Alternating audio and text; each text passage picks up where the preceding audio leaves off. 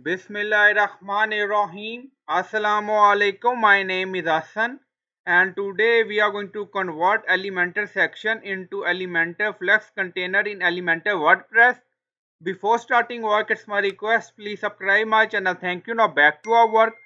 So we are in Elementor page, and then you see layout container. Now go to Elementor setting, and we are in feature and experiment tab. So first you will activate container, scroll down, now find flex container. Now you see flexbox container, we activate it already, and then click on save changes. Now go to pages, now you see section, now click on edit section, and then in layout you see convert to container. So we have 4 sections currently. Now click on convert, now conversion done.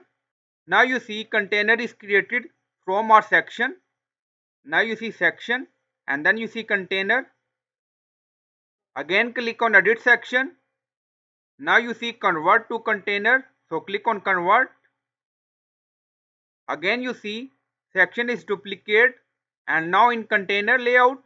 So in this way you can convert Elementor section in container. So I hope you like this video. Please like, comment, share, subscribe. Thank you for watching.